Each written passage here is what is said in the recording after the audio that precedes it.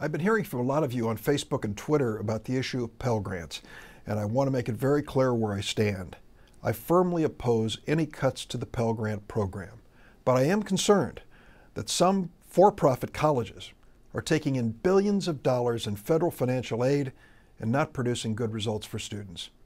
I was able to afford college in my day because of a federal loan program known as the National Defense Education Act, and I've always felt since that I owed it to the next generation to make sure they had the same opportunity.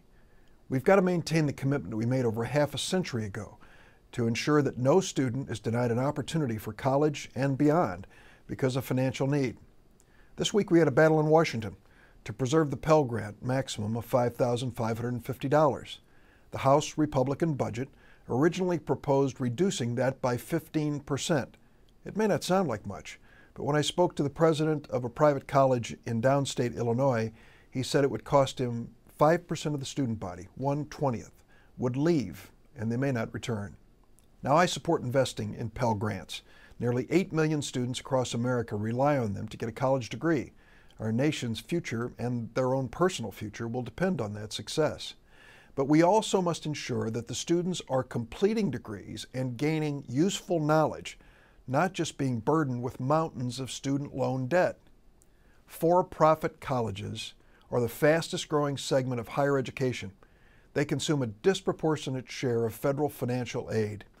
For-profit schools educate less than 10% of all college students, but they receive 25% of all Pell Grants. They are cashing in on this program. They represent nearly half of all defaults on student loans. 10% of the students, 50%, almost 50% of the student loan defaults.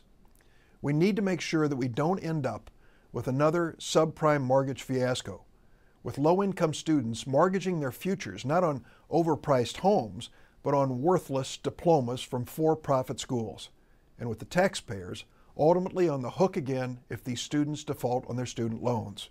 I might add, defaulting on a student loan is a situation where you can't discharge it in bankruptcy. It's going to be there shadowing you for a lifetime. If we allow this to continue without using our best judgment to straighten it out, it could threaten the entire student financial system. I support the efforts of President Obama to put in place reasonable new rules for for-profit schools. There are good ones, but there are terrible ones too, and many students can't tell the difference from the advertising. I'm going to work with my colleagues in Congress to ensure that low-income students have access to high-quality education as well as the Pell Grants they depend on.